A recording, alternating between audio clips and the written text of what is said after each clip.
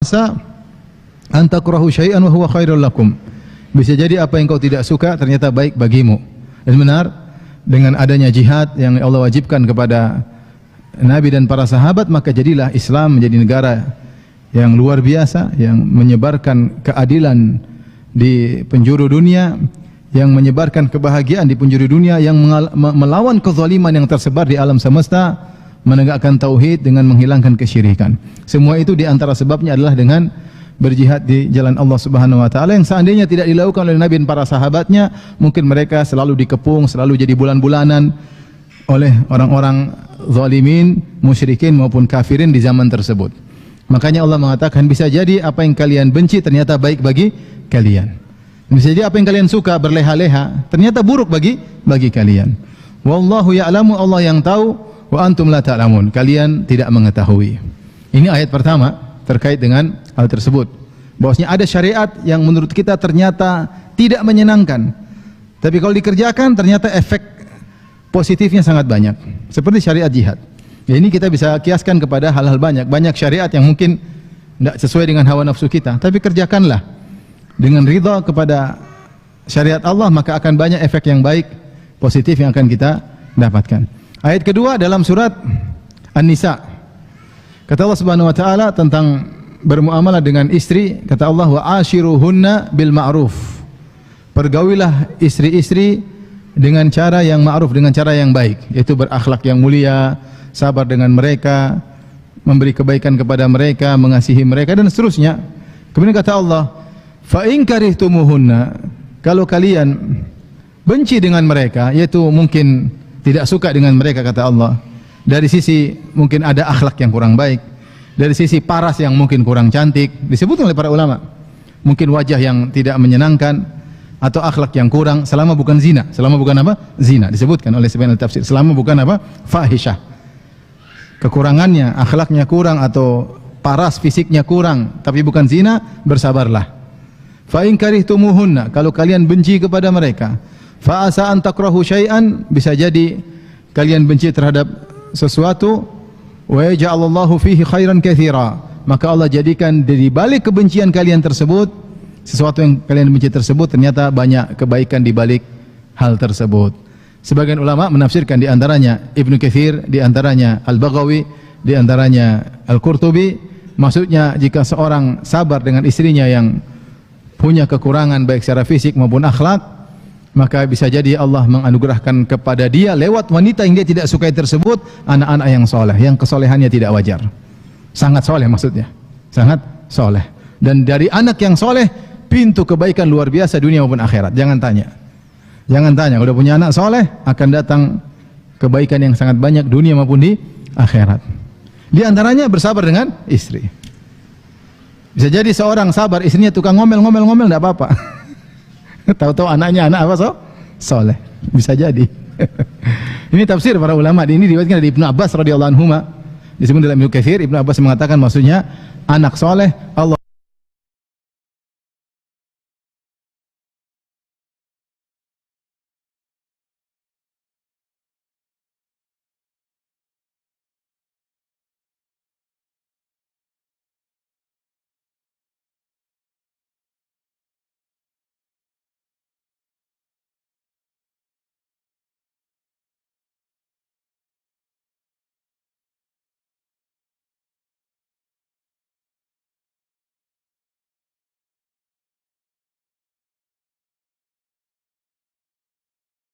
kelompok dari kalian, usbatun minkum, ini orang munafik, orang munafikin. La tahsabuhu syarran lakum, jangan kalian menyangka tuduhan tersebut buruk bagi kalian. Bal huwa khairul lakum, tapi itu ternyata baik bagi kalian. Ternyata tuduhan terhadap Aisyah berzina, isu yang hoax tersebut, ternyata di balik itu banyak kebaikan yang dirasakan oleh kaum muslimin dan dirasakan oleh Aisyah itu sendiri, sebagaimana nanti akan kita jelaskan.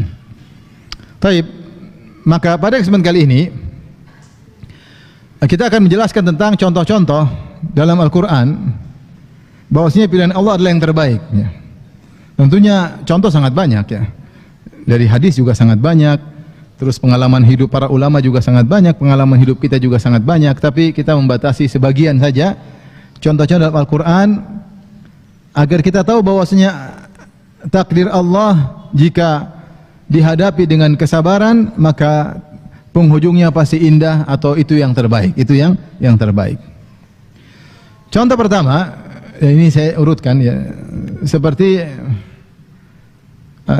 contoh yang masyhur atau saya sebutkan beberapa nabi. Contohnya misalnya sederhananya Nabi Yusuf alaihissalam. Nabi Yusuf alaihissalam Allah kisahkan, Allah turunkan kisahnya dalam surat Yusuf. Yang di situ bercerita tentang bagaimana penderitaan Nabi Yusuf dari satu penderitaan kepada penderitaan berikutnya. Dari satu ujian menuju ke ujian yang lainnya. Ujian pertama, dia dihasati oleh kakak-kakaknya. Tentu tidak menyenangkan jika hidup dalam suatu keluarga, kakaknya 10 orang hasad sama dia. Mereka ber-12 bersaudara.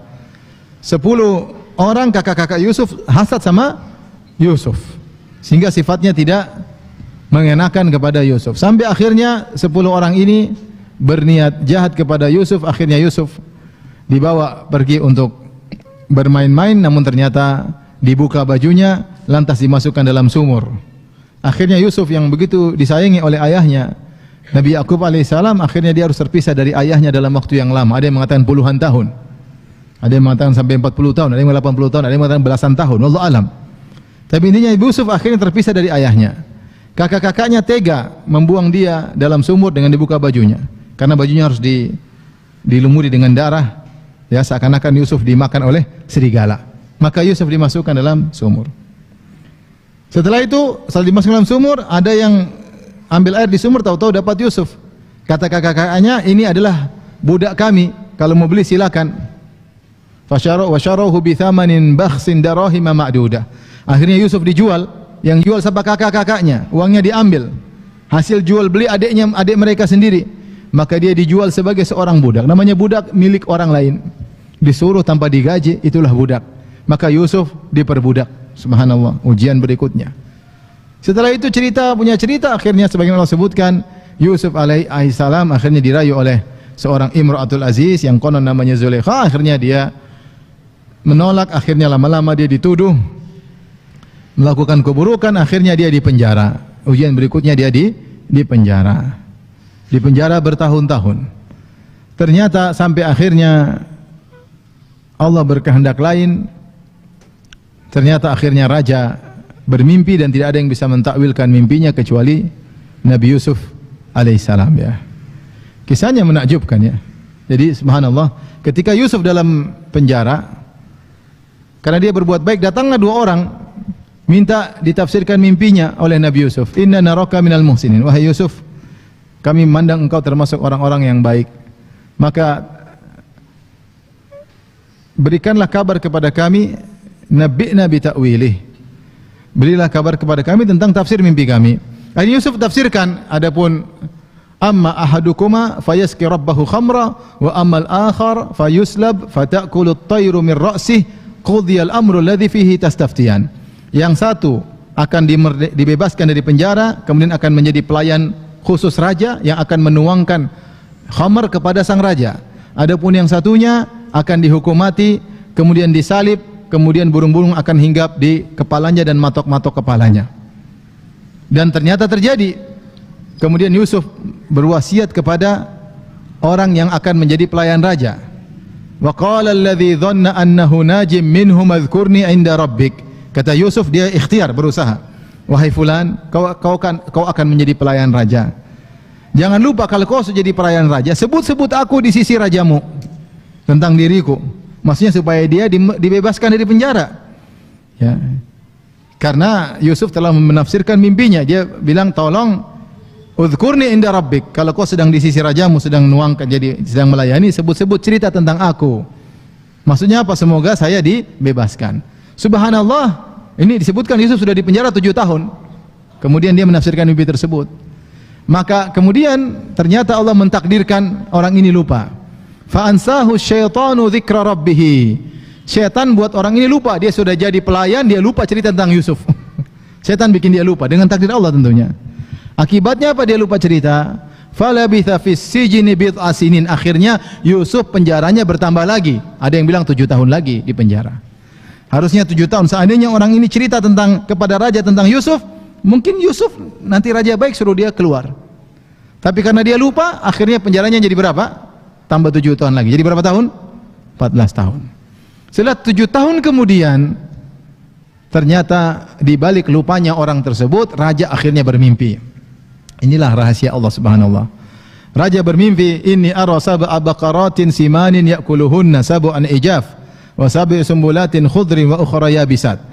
Raja bermimpi ada 7 ekor sapi kurus makan 7 sapi gemuk, dan ada 7 bulir gandum yang hijau dan ada yang kering. Ya ayyuhal mala'u aftuni fi ru'yaya in kuntum liru'ya ta'burun. Wahai pembesar-pembesarku, ini mimpiku. Kalau ada yang bisa tafsirkan, tolong tafsirkan, karena mereka di zaman ini terkenal dengan tafsir mimpi. Mereka rupanya tidak bisa tafsir. Kemudian mereka beralasan, qalu adghasu ahlam. Ini adalah carut marut ya raja. Mimpi Anda tidak punya alur untuk kami tafsirkan. Wa ma nahnu bi ta'wil ahlami bi alimin. Kami tidak bisa menafsirkan mimpi yang ternyata tidak ada alurnya. Ketika itu baru pelayan baru ingat, ya Allah, ada Yusuf ahli tafsir. Ingatnya belakangan 7 tahun kemudian. Baru dia bilang, waddakara ba'da ummatin. Dia ingat setelah sekian tahun, ana unabbiukum bi ta'wilihi. Saya yang akan kabarkan tentang tafsir mimpi ini. Fa arsilun, biarkan saya pergi ke Yusuf. Baru dia datang kepada Yusuf, dia berkata, Yusufu ayyuhas siddiqu aftina. Wahai Yusuf, tolong kabarkan kepada kami tentang takwil raja. Mimpinya begini, takwil mimpi raja begini. Yusuf akhirnya tafsirkan. Subhanallah, akhirnya raja angkat Yusuf sebagai bangsawan, jadi menteri keuangan. Kenapa? Raja tahu ternyata orang-orang terdekatnya tidak bisa menafsirkan mimpi ini. Raja tahu Yusuf spesial karena hanya dia yang bisa menampilkan apa? Mimpi. Saya tanya sama antum, seandainya Yusuf tidak dibuang oleh kakak-kakaknya, dia tidak bakalan jadi bangsawan, ya atau tidak? Tidak jadi bangsawan. Seandainya dia tidak dipenjara, dia tidak bakalan ketemu dengan pelayan raja tadi yang bakalan apa? Ya, orang yang memberikan jadi pelayan raja. Dia harus penjara dulu. Seandainya pelayan raja tidak lupa, kemudian dia cerita, Yusuf dibebaskan, pulang lagi ke kampungnya, ke Palestina. Tapi dia dibikin lupa dulu. Bikin lupa sampai raja mimpi. Kemudian raja ketika menafsirkan mimpinya, ini pelayan masih lupa. Sampai akhirnya seluruh anak buah raja tidak bisa menafsirkan, baru dia ingat, oh iya ada yang bisa. Ini semua sudah Allah setting agar raja tahu bahwasanya hanya Yusuf yang bisa menafsirkan apa? Mimpi. Maksud saya, subhanallah, Yusuf alaihissalam setiap kondisi yang dia alami, dia tetap husnudzon kepada Allah, tetap berbuat ihsan. Makanya ketika dia bertemu dengan kakak-kakaknya, setelah dia buka kartunya, saya adalah seorang bangsawan, saya adalah Yusuf, dia berkata, innahu may yattaqi wa yasbir fa innallaha la yudhi'u ajral muhsinin. Siapa yang bertakwa dan bersabar, sungguhnya Allah Subhanahu wa taala tidak akan menyia-nyiakan pahala orang yang berbuat ihsan. Sehingga Yusuf dalam setiap kondisinya, ketika dimusuhi oleh kakak-kakaknya, ketika dibuang di sumur, ketika kerja jadi budak, ketika di penjara, dia tetap berbuat ihsan, tetap bertakwa, dan ternyata penghujungnya sangat indah. Ternyata ujian 1 plus ujian 2 plus ujian 3 plus ujian 4 dan seterusnya sama dengan kebahagiaan, sama dengan kebangsawanan yang diraih oleh Nabi Yusuf alaihissalam. Ini contoh Allah sebut dalam Al-Quran tentang bagaimana wa asa an takrahu syai'an wa huwa khairul lakum. Bisa jadi kau benci sesuatu, ternyata lebih baik bagimu. Ya. Contoh berikutnya, seperti kisah yang dialami oleh Ibrahim alaihissalam. Ibrahim alaihissalam ketika dia berdakwah, dia masih muda. Makanya disebutkan dalam surat Al-Anbiya, qalu sami'na fatan yadhkuruhum yuqalu lahu Ibrahim. Ketika Ibrahim hancurkan patung-patung, heboh. Mereka berkata, man fa'ala hadza bi alihatina innahu laminadh dhalimin. Siapa sih yang berani ngancurin patung-patung kita? Sungguhnya dia adalah orang yang zalim. Akhirnya mereka ngomong, sami'na fatan yadhkuruhum yuqalu lahu Ibrahim. Ada anak muda yang sering mencela sesembahan-sembahan kita, berhala-berhala kita. Ibrahim sering cela, apa itu berhala? Ala ta'kulun wahai berhala, bisa enggak makan sajian-sajian? Kada sajian-sajian taruh depan berhala, Ibrahim tanya, ayo makan. Ya, berhala enggak bisa makan, yang makan burung-burung. Maka mereka berkata, ada anak muda yang sering mencela berhala-berhala kami. Namanya siapa? Ibrahim. Intinya Ibrahim masih muda. Akhirnya Ibrahim mau dibakar, nggak bisa terbakar. Akhirnya dia diusir dan dia pergi dari kampungnya. Dia pergi ke kampungnya. Pergilah dia keluar dari kampungnya, dia berkata qala inni zahibun ila rabbi sayahdin. Aku pergi menuju Rabbku dan dia akan memberi petunjuk kepadaku. Rabbi habli minas salihin. Ini saya ingin sampaikan. Ibrahim berkata, ya Rabbku, anugerahkan kepadaku anak yang saleh. Taib. Ibrahim ketika berdoa agar punya anak saleh, dia masih remaja, masih pemuda. Pemuda umurnya berapa sih? Kalau 40 tahun ke atas? Bukan pemuda, penua. Pemuda itu maksudnya ya 20-an ya. 20-an pemuda. Dia minta ingin punya anak. Taib, kapan Allah kabulkan? Allah kabulkan, ceritanya panjang. Ternyata dia menikah dengan Sarah, wanita paling cantik jelita. Bertahun-tahun tidak punya anak. Bertahun-tahun tidak punya anak. Ternyata Allah punya rencana agar Ibrahim punya anak namanya Ismail dari wanita lain, bukan dari Sarah. Sarah juga akan punya anak yang hebat namanya Ishak, bapaknya para nabi. Tapi Allah punya rencana agar Ibrahim punya anak dari wanita lain yang harus akan tinggal di negeri Jazirah Arab namanya Ismail, yang akan punya keturunan namanya Muhammad. Caranya bagaimana? Allah bikin Ibrahim tidak punya anak. Akhirnya Ibrahim tinggal sama Sarah bertahun-tahun tidak punya anak, sampai puluhan tahun tidak punya anak. Akhirnya Ibrahim sama Sarah melewati Mesir, ternyata Sarah ditangkap oleh Raja Mesir, kemudian ingin digauli, ternyata tidak bisa, dicoba untuk dizinai 3 kali, tidak bisa. Akhirnya sang raja tidak mampu lagi, maka dia pun menghadiahkan kepada Sarah Hajar. Fa akhdamaha Hajar. Maka kata Nabi SAW, Ibrahim pun diberi hadiah, Sarah diberi hadiah seorang wanita namanya siapa? Hajar. Akhirnya Hajar tinggal bersama Ibrahim, Sarah dan Hajar. Tinggal lama, Sarah kasihan Ibrahim tidak punya anak, kata Sarah, coba nikahlah sama Hajar. Akhirnya Ibrahim nikah sama Hajar, akhirnya punya anak namanya siapa? Ismail. Yang ingin saya ajak berpikir, ini mohon maaf ibu-ibu ya. Seandainya Ibrahim berdoa, ya Allah anugerahkan aku anak soleh, terus punya anak soleh dari Sarah, kira-kira Ibrahim akan nikah lagi nggak? Nggak bakalan diizinkan oleh siapa? Sarah. Perhatian bapak-bapak ini. tapi Sarah akhirnya mengizinkan Ibrahim nikah sama Hajar karena udahlah, nggak apa-apa, dia rela kebahagiaannya dibagi kepada wanita yang statusnya pembantunya. Subhanallah, bagaimana Sarah pengorbanan. Nggak apa-apa, yang penting suami saya punya anak. Akhirnya punya anak namanya Ismail. Seandainya Ibrahim langsung punya anak Ishak, kira-kira Sarah suruh nikah sama pembantunya nggak? Kalau jadi ibu kira-kira izinkan nggak? Nggak bakalan ya. Nggak bakalan 1000 kali nggak bakalan. Itu maksud saya. Ibrahim minta punya anak nggak dikasih-kasih. Ternyata ada cerita di balik itu.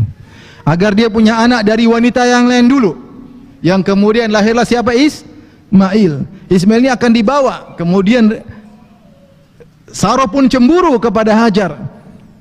Bahkan Sarah ingin melukai Hajar di 3 tempat. Akhirnya Ibrahim bawa Hajar ke Mekah. Subhanallah.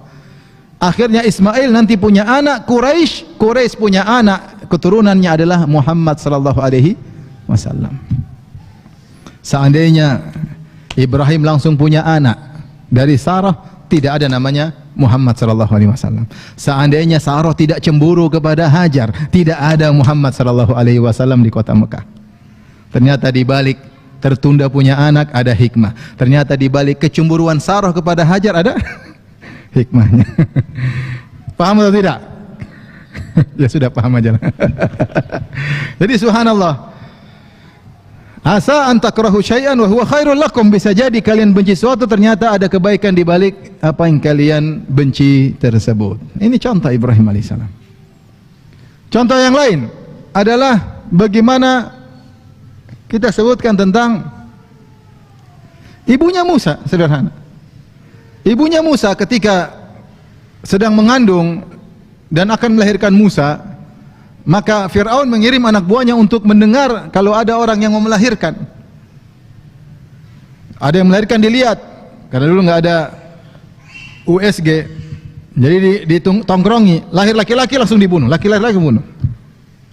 Subhanallah, akhirnya lahirlah Musa. Tentu dia mungkin menangis. Maka Allah kasih ilham kepada ibunya, apakah secara langsung atau melalui malaikat, an ardhi'i, susuin anakmu. Setelah susuin, ya, Allah suruh taruh di tabut, ya. Ya. Taruh di tabut, walqihi fil yammi, kemudian lemparkanlah di sungai Nil.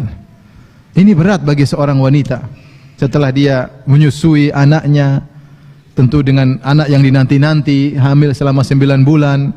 Anak tersebut kemudian menyusui darinya. Setelah itu dia lepaskan anak tersebut di bawah sebuah keranjang, kemudian dilepaskan di sungai Nil. Ini berat. Tentu tidak dia sukai.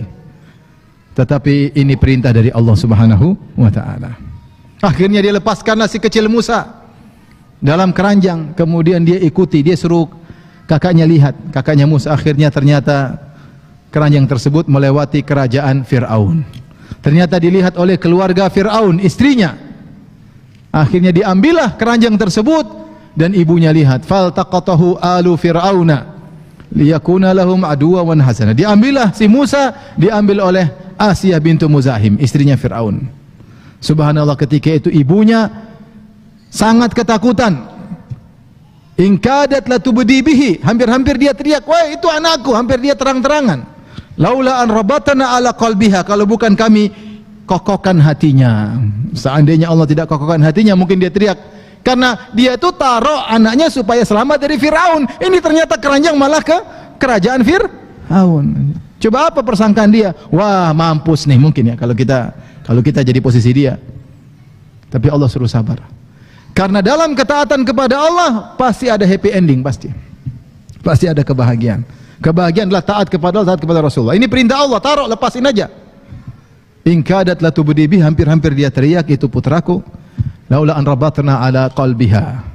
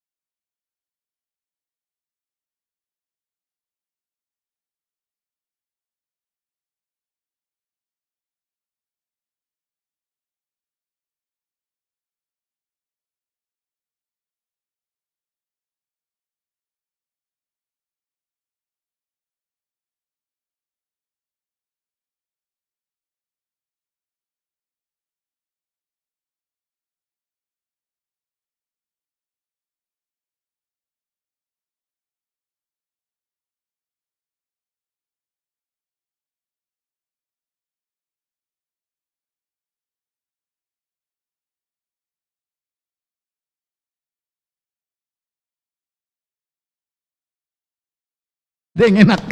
Ini nggak ada yang suka. Musa nggak mau semuanya. Kenapa? Dia sudah pernah rasa susu ibunya sebelumnya. Makanya Allah mengatakan an ardai, sebelum taruh di keranjang susuin dulu. Ketika dicoba semua dan mereka sudah terlanjur sayang, Allah mengatakan wa alqaitu alaika mahabbatan minni. Aku menjadikan orang lihat kamu pasti suka. Semua orang lihat Musa pasti suka. Lihat muka gagah, menyenangkan, punya wibawa, menyenangkan. Orang semua suka lihat Nabi Musa alaihissalam. Sampai sekarang semua orang suka dengan Nabi Musa. Agama manapun suka dengan siapa? Nabi Musa alaihissalam. Akhirnya bingung, datang kakak Nabi Musa bersandiwara, hal adullukum ala ahli baitin yakfulunahu lakum wa hum lahu nasihun. Maukah aku tunjukkan kepada kalian sebuah keluarga yang bisa menyusuinya dan insya Allah akan menyusui dengan sebaik-baiknya. Ternyata ibunya, subhanallah.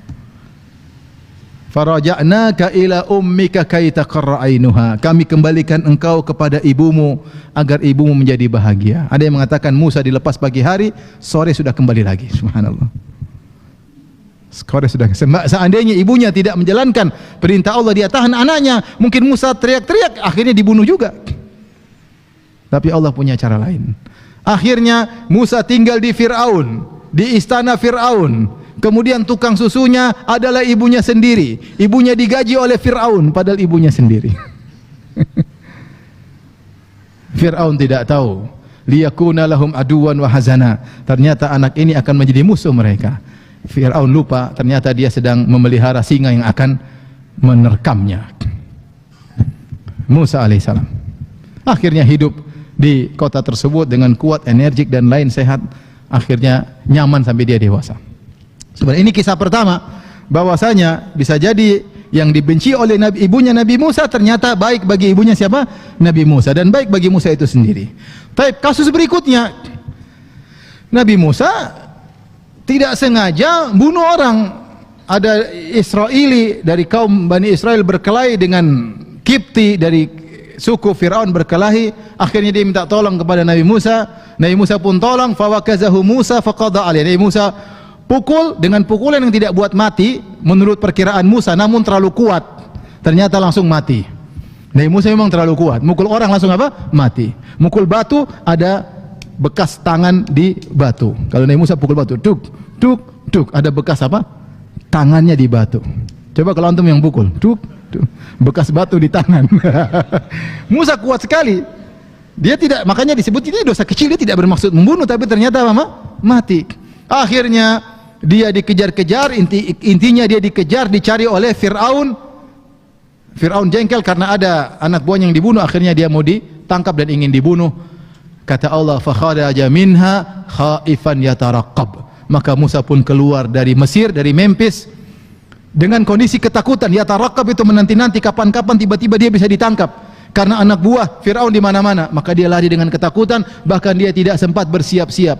Subhanallah, dari tinggal di istana dengan makan yang begitu lezat, dengan tubuh yang kuat, dengan kenyamanan, bagaimana tidak anak angkatnya Fir'aun.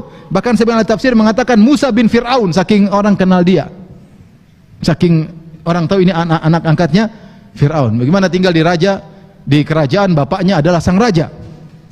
Karena kasus, akhirnya dia harus pergi meninggalkan Mesir tanpa bekal sama sekali. Maka dia berjalan ratusan kilo, subhanallah, melewati gurun pasir, melewati ini, sampai dia kelaparan, sampai dia makan dedaunan yang hijau-hijau, sampai terlihat warna hijau di tubuhnya, saking banyak daun dia makan, Nabi Musa alaihissalam. Sampai dia tiba di negeri Madian.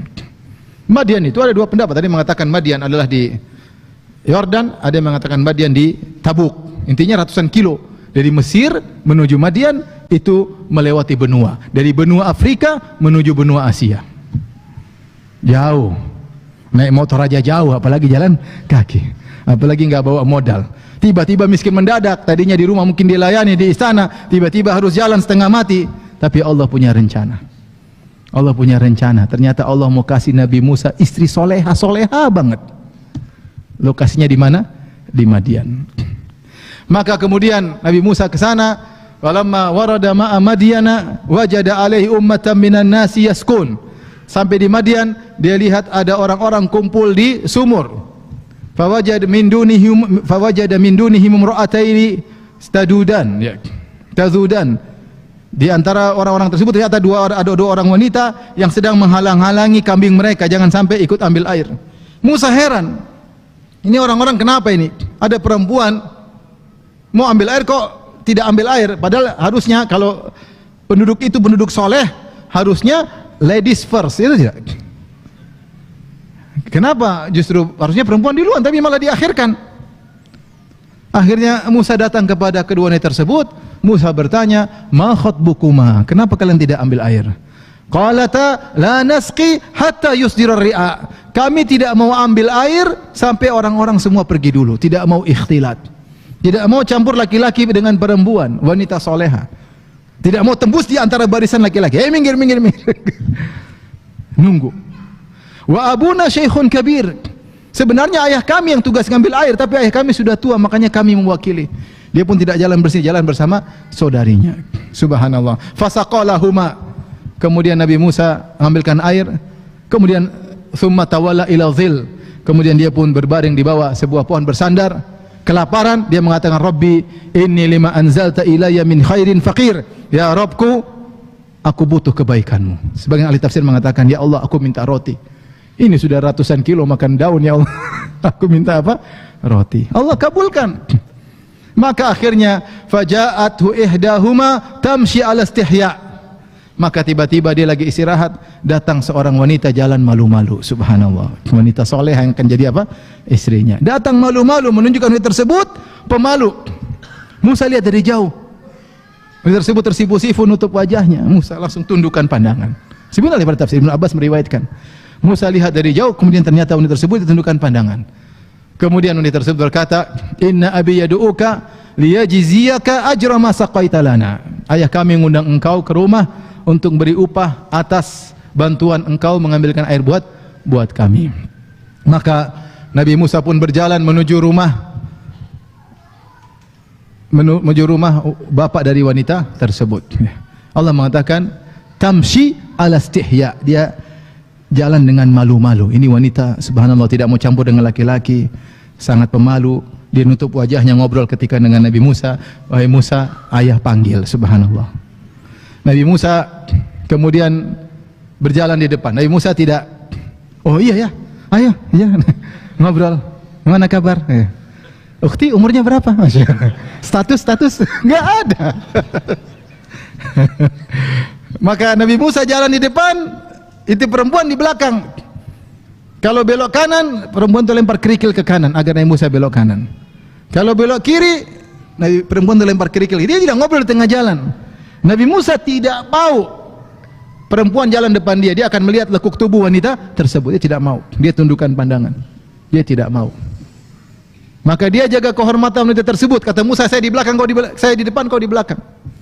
Musa depan, belok kanan, belok kiri, tinggal lempar kerikil. Bukan bergandengan kemudian ngobrol.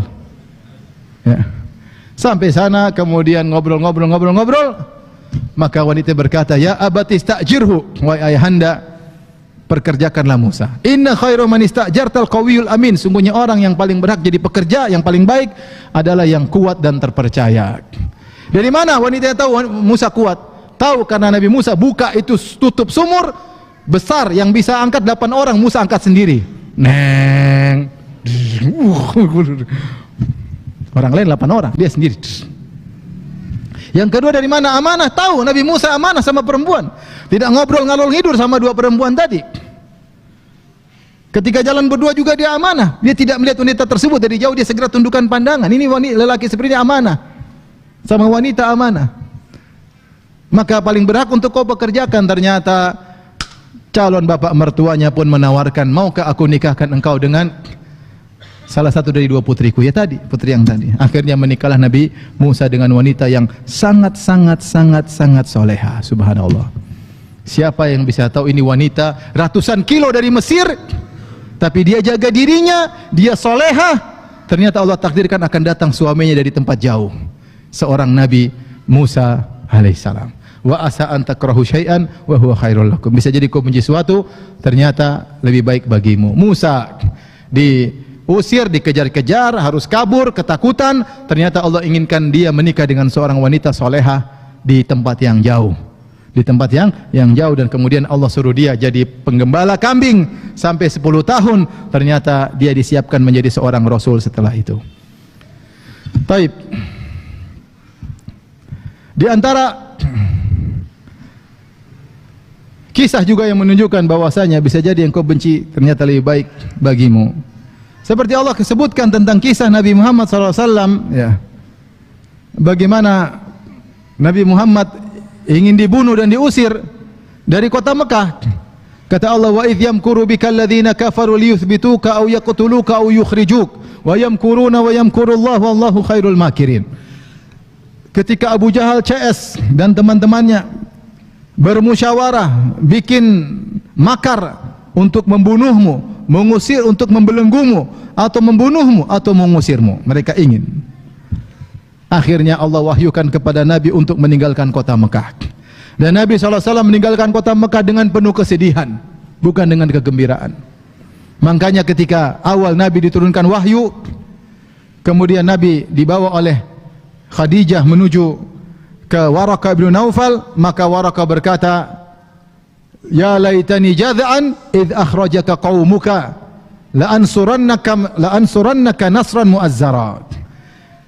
Amboi seandainya, aduhai seandainya aku masih muda ketika kau diusir oleh kaummu, sungguh aku akan menolongmu dengan pertolongan yang kuat. Rasulullah berkata, "Amukhrijiyahum?" Apakah kaumku akan mengusirku? Apa kata Waraqah? Tidak seorang nabi pun yang datang membawa seperti yang kau bawa illa udi, kecuali dia akan dimusuhi. Ini hal yang berat bagi nabi. Dia harus meninggalkan kampung halamannya. Maka ketika dia meninggalkan kampung halamannya, maka dia menghadap Mekah, dia berkata dengan penuh kesedihan, dia berkata, "Innaki la ahabbu la khairu ardillah." Wahai Mekah, engkau adalah negeri yang terbaik. Semua kenangan di situ. Dia lahir di situ, dirawat oleh ibunya di situ. Dia menikah dengan Khadijah di situ, punya anak-anak di situ, dia gembalakan kambing di situ. Semua keindahan, semua kabilahnya di situ. Nabi Muhammad SAW, maka dia berkata, "Innaki la khairu ardillah." Engkau adalah kota yang terbaik. Wa ahabbu ardillahi ilallah, dan engkau adalah kota yang paling dicintai oleh Allah. Laula anna qaumaki akhrajuni ma kharajtu minki. Kalau bukan kaummu mengusirku wahai Mekah, aku tidak akan pergi darimu. Subhanallah. Nabi pergi dengan penuh kesedihan meninggalkan kota Mekah. Sampai di kota Madinah, Rasulullah berdoa, ini tempat baru. Kata Rasulullah, "Allahumma habib ilainal madinata ka hubbina Makkah au asyad." Ya Allah, jadikanlah kami cinta kepada kota Madinah sebagaimana kecintaan kami kepada kota Mekah, atau lebih daripada itu. Sampai akhirnya Allah kabulkan. Rasulullah lebih cinta kepada kota Madinah. Tapi maksud saya, Rasulullah pergi meninggalkan semua nostalgia, semua keindahan, semua harta dia tinggalkan. Tetapi wa asa an takrahu syai'an wa huwa khairul lakum. Bisa jadi kau benci sesuatu ternyata lebih baik. Ternyata Rasulullah dengan berhijrah, maka dia ingin kota Madinah. Akhirnya dia menaklukkan kota Mekah, dan akhirnya melakukan kota-kota banyak di Jazirah Arab, bahkan sampai ekspansi menuju Persia dan Romawi dan seterusnya. Dengan meninggalkan kota yang sangat dia cintai. Di antara cerita yang Allah sebutkan dalam Al-Quran adalah tentang perang Badar. Kata Allah Subhanahu wa taala, "Idz ya'idukumullah wa idz ya'idukumullahu ihdat ta'ifataini annaha lakum wa tawadduna anna ghayra dzati syaukati takunu lakum." Ketika Allah menjanjikan kepada kalian akan mengalahkan salah satu dari dua pasukan. Ketika itu Rasulullah SAW di Madinah mendengar Abu Sufyan datang melewati dari Syam pergi menuju ke kota Mekah melewati Madinah. Karena Syam, Madinah, Mekah. Ternyata dia bawa harta yang banyak. Bahkan dia disebutkan membawa 200 kg emas. 50.000 dirham kalau tidak salah, ya. Bawa emas banyak. Terus bawa onta banyak. Bawa dagangan-dagangan orang Quraisy. Jadi mereka nitip semua kepada Abu Sufyan untuk dijualkan. Jadi dia pulang bawa harta yang banyak. Dan yang mengawali Abu Sufyan cuma sekitar 40 orang, sedikit. Maka Nabi SAW bawa, "Ayo kita berangkat, kita ambil harta tersebut." Ya. Karena mereka selama waktu di Mekah, mereka ngambil harta kita, mereka bunuh kita, kita ambil, tidak ada masalah. Ini musim perang. Musim perang jangankan harta, orang pun boleh dibunuh. Maka sahabat semangat berangkat. Bahkan ada yang minta izin, "Ya Rasulullah, saya pulang ambil onta." Kata Rasulullah, "Enggak usah. Ini cuma sedikit. Yang enggak punya onta enggak usah. Yang ada, yang siap aja langsung jalan." Karena yang siap aja langsung jalan, maka yang berangkat cuma 315 atau 319 orang. Ketika mereka menuju ke Badar, ternyata Abu Sufyan dengar Rasulullah SAW dan pasukannya berjalan menujunya. Maka akhirnya Abu Sufyan kirim surat kepada Abu Jahal. Akhirnya Abu Jahal dengan sombongnya, bataran, sombong dan angkuh, wari'a'an nas, dan ingin riak kepada seluruh kabilah-kabilah Arab. Maka dia bawa pasukan banyak, dia bawa pasukan 1.300 kalau tidak salah, banyak. Kemudian dia bilang, "Kita akan menang, kita tunjukkan kepada kabilah Arab siapa kita. Kita akan habisi Muhammad dan teman-temannya. Kemudian kita pesta 3 hari 3 malam di sana." Di tengah jalan terjadi kasus 300 mundur tinggal 1.000. Datanglah 1.000 tersebut, Abu Sufyan lolos. Di sini para sahabat tahu ternyata berubah. Yang dilawan bukan 40 orang, sekarang berubah jadi berapa? 1.000, ya. Kama akhrajaka rabbuka min baitika bil haqq wa inna fariqam minal mu'minina lakarihun yujadilunaka fil haqqi ba'da ma tabayyana ka'annama yusaquna ilal mauti wa hum yanzurun. Kata Allah, ketika Allah keluarkan engkau menuju ke pasukan Abu Jahal 1000 orang. Wa inna fariqam minal mu'minina lakarihun, sebagian orang tidak suka. Waduh, gimana ya Rasulullah? Yujadilunaka fil haqq, bahkan mereka diskusi, ya Rasulullah, katanya kita mau lawan 40 orang pasukan Abu Sufyan, sekarang kok jadi 1000. Mereka tidak ingin. Kata Allah, wa tawadduna anna ghaira dzati syauqati takunu lakum, kalian ingin yang dilawan 40 orang. Kenapa? Musuh cuma 40 orang, hartanya banyak, enak kan? 40 bunuh semua, dapat 200 kg emas. Menyenangkan atau tidak? Menyenangkan. Lawan 1000, ada Abu Jahal, pasukan lengkap, full power, repot. Gimana?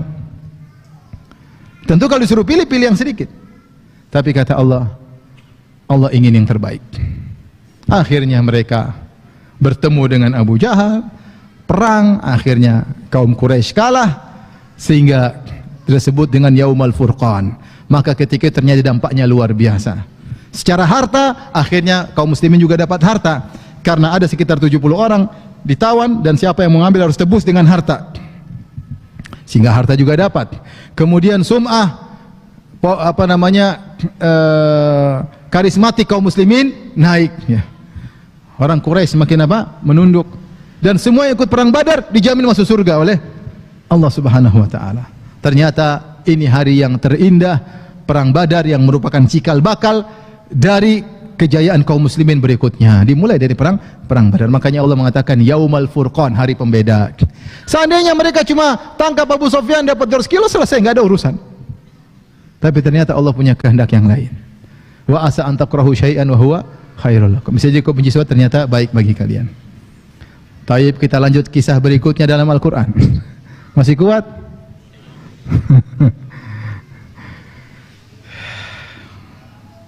Tadi mulai jam berapa? Taib, kisah berikutnya adalah tentang kisah Aisyah radhiyallahu anha. Tadi sudah saya singgung di awal pengajian. Aisyah radhiyallahu anha dituduh berzina oleh Sufyan bin Mu'attal as-Sulami. Yang tuduh adalah Abdullah bin Ubay bin Salul dan sekelompok orang. Bahkan sebagian kaum muslimin terprovokasi ikut-ikutan tuduh. Di antaranya adalah Mistah, di antaranya Hamnah bin Jahshin, di antaranya adalah Hasan bin Thabit, penyair Rasulullah sallallahu alaihi wasallam. Mereka ikut-ikutan nuduh. Akhirnya mereka dicambuk. Tapi isu hoaks luar biasa. Sampai suatu yang berat dialami oleh Nabi, dialami oleh Aisyah. Sampai Aisyah ketika tiba di Madinah, Aisyah tidak tahu ada isu yang tersebar. Tapi Aisyah heran, Rasulullah kok berubah sikap? Rasulullah kalau ketemu dia, Rasulullah hanya bertanya, kaifatikum, bagaimana kondisi kalian? Bagaimana kondisi istrimu? Tidak seperti biasanya, Rasulullah mesra. Ini selama sebulan, kenapa Rasulullah berubah? Sampai akhirnya Aisyah tahu, ternyata ada isu tersebar, bahwasanya dia dituduh berzina dengan Sufyan bin Mu'attal as-Sulami. Sampai akhirnya Aisyah menangis ketika itu, menangis dan menangis. Kemudian dia minta izin untuk tinggal di rumah bapak dan ibunya. Rasulullah izinkan, maka dia pun pergi. Kemudian dia menangis. Ada wanita Ansar minta assalamualaikum, datang. Kenapa? Ingin nangis sama Aisyah, ikut nangis sama Aisyah, solidaritas nangis. Sampai akhirnya Rasulullah tanya kepada orang, bagaimana? Rasulullah bertanya kepada Ali, kepada Barirah, kepada Zainab bintu Jahshin, bagaimana Aisyah? Semuanya muji Aisyah. Semuanya muji Aisyah. Sampai Ali radhiyallahu anhu begitu sedih lihat Nabi. Ali mengatakan, ya Rasulullah, wanita banyak. Kalau yang lain juga ada gitu. Tapi yang lain enggak Aisyah. Sampai Zainab bintu Jahshin, istri Nabi yang menyaingi Aisyah dalam kecantikan, dia tetap mengatakan, aku tidak tahu kecuali kebaikan dari Aisyah. Padahal biasanya madu, kalau ada kesempatan jatuhin madu yang lain, ya enggak? Tapi Zainab tidak, subhanallah. Kata Aisyah, wahiyallati tusamini fil manzila inda Rasulillah. Dialah wanita yang menyaingiku dalam kedudukan di sisi Rasulullah. Tapi dia, Allah menjaganya, dia bertakwa kepada Allah. Beda dengan saudarinya Hamnah. Hamnah binti Jahshin ikut ngembosi Aisyah untuk membela saudarinya Zainab. Padahal Zainab sendiri tidak begitu. Radhiyallahu taala anhunna ajmain. Taib, akhirnya Rasulullah datang kepada, perhatikan, Rasulullah datang kepada Aisyah. Aisyah sedang nangis. Rasulullah berkata, ya Aisyah, kalau kau memang berdosa, ngaku saja. Coba. Aisyah itu sedih sekali. In kunti alamti bidzambin. Wahai Aisyah, kalau kau memang melakukan dosa, beristighfarlah. Sungguhnya Allah Maha Pengampun. Tapi kalau kau memang tidak berdosa, sayubarri'ukillah, maka Allah akan bela engkau. Aisyah ketika mendengar itu, dia berhenti menangis. Dia kaget Rasulullah bikin dua kemungkinan. Sampai dia bilang mengatakan, wahai ayah, rudda ala Rasulillah sallallahu alaihi wasallam, bantah itu Nabi. Kenapa dia ngomong begitu? Dia bilang, wahai ibunda, bantah Rasulullah. Maksudnya harapan Aisyah, Rasulullah bilang, udah engkau tidak seperti tuduhan orang. Harapan Aisyah seperti itu. Tapi Rasulullah tidak mungkin bilang begitu, kan itu hal gaib, paham? Apa harapan Aisyah? Harapan Aisyah, Rasulullah peluk, itu isu, kau wanita soleha saya kenal. Aisyah pengennya gitu. Tapi Rasulullah tidak begitu. Rasulullah bilang, kalau memang kau salah, ngaku, Allah akan ampuni ya istriku. Udah enggak usah perpanjang, minta apa selesai. Tapi kalau kau tidak salah, Allah akan bela engkau. Itu membuat Aisyah kecewa. Tidak sesuai dengan harapan, subhanallah. Tiba-tiba Nabi terdiam, tiba-tiba turun ayat dalam surat An-Nur hampir 15 ayat. Allah bela Nabi, Allah bela Aisyah. Sampai turun ayat terakhir, al-khabithatu lil-khabithin wal-khabithuna lil-khabithat wat-tayyibatu lit-tayyibin wat-tayyibuna lit-tayyibat ulaika mubarrauna mimma yaqulun lahum maghfiratun wa rizqun karim. Wanita-wanita buruk untuk laki-laki buruk, wanita pezina untuk laki-laki pezina, laki-laki pezina untuk wanita pezina, perempuan baik-baik untuk laki-laki baik-baik, laki-laki baik seperti Muhammad untuk wanita baik-baik seperti siapa? Aisyah. Mereka berlepas diri dari ketuduhan yang tidak-tidak. Bagi mereka ampunan dan bagi mereka rizki yang mulia. Aisyah mengatakan, wala sya'ni ahqar, saya berharap Allah akan membela saya dengan membuat mimpi kepada Nabi Muhammad SAW. Saya tidak memandang diri saya siapa. Wala sya'ni ahqar, kondisiku lebih hina untuk dibela oleh Allah dengan Al-Quran. Saya hanya berharap dibela dengan mimpi. Ternyata Allah bela Aisyah dengan apa? Al-Quran, bahkan 15 ayat yang dibaca sampai hari kiamat. Subhanallah. Kemudian ketika turun ayat, Rasulullah berseri-seri, Rasulullah kabarkan, kata ayah ibunya, ya Aisyah, kumi ila Rasulillah, ayo berdiri kepada Nabi. Kata Aisyah, enggak. Karena yang bela dia bukan Nabi, yang bela dia siapa? Allah subhanahu wa ta'ala. Tauhid ya. Yang bela siapa? Allah. Subhanallah. Ternyata benar kata Allah, innal ladzina ja'u bil ifki usbatum minkum la tahsabuhu syarran lakum. Sungguhnya orang-orang yang mendatangkan berita hoaks, berita dusta, jangan kalian sangka itu keburukan bagi kalian. Bal huwa syarrul lakum, ternyata baik bagi kalian. Dengan peristiwa itu, tuduhan buruk kepada Aisyah sehingga terbongkar, akhirnya ketahuan siapa orang munafik. Akhirnya ketahuan rencana-rencana buruk mereka. Akhirnya semakin mulialah Aisyah radhiyallahu taala anha, dipuji oleh Allah Subhanahu wa taala. Oleh karena terkadang perkara buruk endingnya adalah baik. Yang terakhir adalah kisah Zainab bintu Jahshin. Zainab bintu Jahshin sebelum menjadi istri Nabi, dia sepupu Nabi sallallahu alaihi wasallam. Ibunya adalah bibinya Nabi sallallahu alaihi wasallam, tantenya Nabi sallallahu alaihi wasallam. Suatu hari datang Nabi sallallahu alaihi wasallam ngelamar Zainab. Mungkin Zainab mengira ngelamar untuk Nabi, ternyata tidak. Rasulullah lamar Zainab untuk budaknya yang sudah dia merdekakan, itu Zaid bin Harithah. Zaid bin Harithah. Maka Zainab bimbang ketika itu. Dia mengatakan, ya Rasulullah, engkau ridha saya nikah dengan bekas budak? Zainab, Quraisy, ibunya tantenya Nabi sallallahu alaihi wasallam, kabilah top, nikah dengan orang bekas budak. Makanya, ya Rasulullah, engkau ridha saya nikah dengan dia? Rasulullah nasihati sampai turun ayat, wa ma kana lil mu'minin wala mu'minatin idza qadallahu wa rasuluhu amran an yakuna lahumul khiyaratu min amrihim. Tidak pantas bagi seorang lelaki mukmin atau wanita mukminah jika telah datang keputusan dari Allah dan Rasul, dia punya pilihan yang lain. Maka Zainab karena Rasulullah SAW, karena Allah, dia pun menikah dengan Zaid bin Harithah. Semuanya karena menjalankan perintah Allah. Tapi menikahlah dengan Zaid.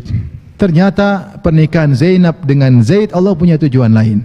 Karena ketika itu lagi tersebar tradisi tabanni, yaitu seorang anak diangkat menjadi anak angkat, maka binnya berubah. Dulu orang mengenal Zaid bin Muhammad. Zaid bin Muhammad. Kalau Zaid bin Muhammad, maka kalau Muhammad meninggal, warisannya diambil oleh apa? Zaid. Kalau Zaid punya istri, maka jadi mahram bagi Rasulullah sallallahu alaihi wasallam. Maka Allah ingin hilangkan tradisi tersebut. Caranya bagaimana? Allah menyuruh Nabi nikah dengan janda atau bekas istri dari anak angkatnya tersebut. Sehingga Nabi akhirnya Zaid dengan Zainab hidup tidak nyaman. Akhirnya Zaid menceraikan siapa? Zainab. Akhirnya Nabi menikah dengan apa? Zainab. Allah yang nikahkan langsung. Falamma qada minha Zaidun watara zawwajnakaha. Ketika Zaid selesai menceraikan Zainab dan sudah habis masa iddahnya, kami nikahkan engkau dengan Zainab. Buat apa Rasulullah nikah dengan Zainab? Agar benar-benar orang tahu Zaid ini bukan anaknya Muhammad. Kalau Zaid anaknya Muhammad, tidak boleh Muhammad SAW nikah dengan jandanya siapa? Zaid. Sehingga akhirnya tradisi tabanni, anak angkat, hilang ketika itu. Hilang ketika itu. Cara Allah Subhanahu Wa Taala. Akhirnya Zainab menjadi ummul mukminin. Dan dia spesial di antara istri-istri Nabi yang lain. Dia satu-satunya istri Nabi yang Allah langsung nikahkan tanpa wali.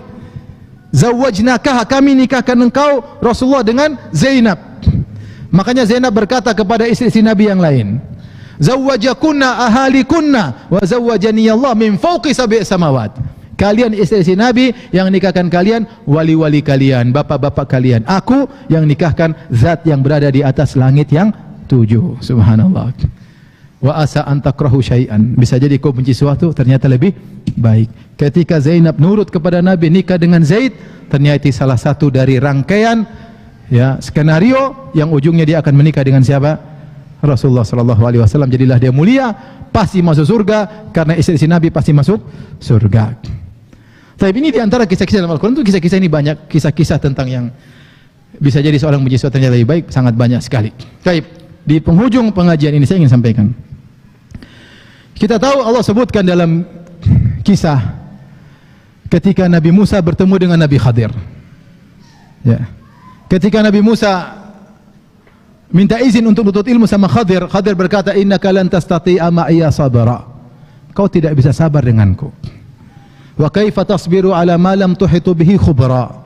Bagaimana kau sabar kalau kau tidak tahu hakikat sesuatu? Qala satajiduni insyaallahu sabira wa la a'silaka amra. Kata Musa alaihissalam, wahai Khadir, engkau dapati aku sabar insyaallah. Tapi Khidir sudah kasih peringatan, engkau tidak sabar karena engkau tidak tahu hakikat. Apa yang terjadi di balik itu? Tidak tahu hikmah. Berjalanlah, mulailah, kemudian fantalaqa hatta idza raqiba fis safinati kharaqaha. Naiklah mereka di atas kapal. Ketika mereka naik, orang-orang kenal Khadir karena Khadir tinggal di situ. Mereka tidak kenal Musa karena Musa dari Bani Israel. Mereka tahu Khadir orang baik, akhirnya digratisin. Naik kapal gratis. Karena ada orang soleh naik gratis. Ketika semua sudah pulang, Khadir turun dari kapal, dia rusakin itu kapal. Maka Musa heran. Bagaimana? Kok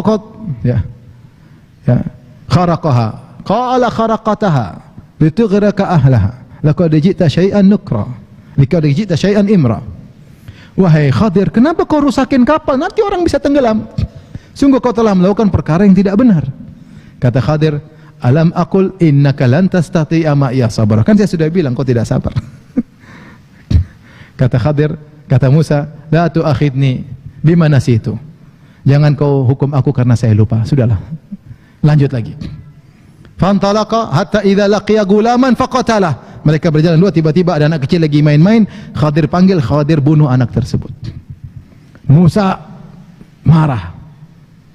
Kemungkaran, anak kecil dibunuh. Aqatalta nafsan zakiyatan bighairi nafsin laqad ji'ta syai'an nukra. Wahai Khadir, kenapa kau bunuh anak yang tidak punya salah? Dia tidak pernah bunuh orang, kenapa kau bunuh? Sungguh kau telah melakukan kemungkaran. Kali ini Nabi Musa tidak lupa, tapi dia memang lagi gairahnya lagi bergerak. Khadir berkata, alam aqul laka innaka lan tastati'a ma'iya sabra. Saya kan sudah bilang, kau tidak bakalan apa? Sabar. Sampai akhirnya setelah itu peristiwa ketiga, akhirnya Khadir cerita hakikat dari itu semua. Ternyata ini perintah Allah. Amma safinatu fakanat limasakina ya'maluna fil bahar. Adapun perahu yang kita tumpangi itu dimiliki oleh para pelaut nelayan yang mereka miskin-miskin. Fa aradtu an a'ibaha. Saya ingin rusak perahu tersebut. Kenapa saya rusak kapal mereka? Wa kana wara'ahum malikun ya'khudhu kulla safinatin wasba. Karena nanti akan datang raja, pilih perahu-perahu yang bagus, kapal-kapal bagus dirampas. Saya rusak biar tidak dirampas oleh raja. Subhanallah. Taib, ini perumpamaan dari Allah.